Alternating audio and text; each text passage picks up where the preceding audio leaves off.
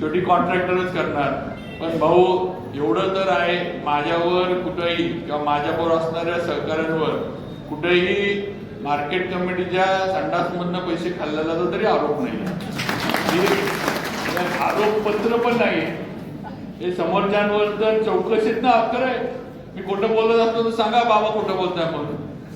Mumbai market कमिटीच्या चौकशीमध्ये कुणावर आरोपपत्र दाखल झाले हे इथं बसलेल्या प्रत्येकाला माहिती आहे। आणि कुठल्या विषयामध्ये ते संडास चालवण्याच्या ठेक्यामधनं कोट्यावधीचा मलिदा हा तत्कालीन संचालक मंडळानं लाटल्याचा तशी आहे। यांना उलट भाऊंना यांना जास्त डिटेल माहिती आहे, मी तर त्या डिटेलमध्ये पण शिरलो नाही।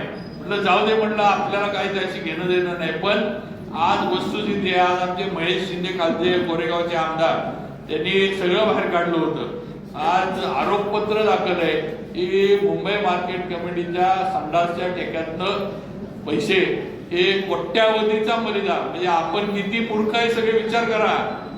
संडासमधनं कोट्यावधी रुपये मिळतात आणि तिथं आपण रस्ते रस्ते रस्ते करत फिरतोय।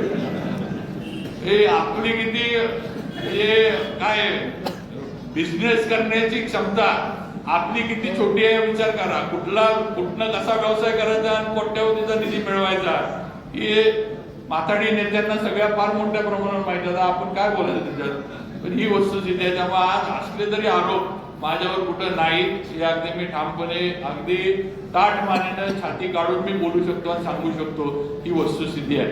त्यामुळे मला फार काही बोलायचं नाही किंवा हे नाही, पण एवढंच सांगतो की आपल्याला आपल्या तालुक्याचा विकास करायचा आहे। आपल्याला आपल्या तालुक्यामध्ये चांगले रस्ते असावेत, चांगलं ग्रामपंचायतचं कार्यालय असावं, चांगलं स्मशान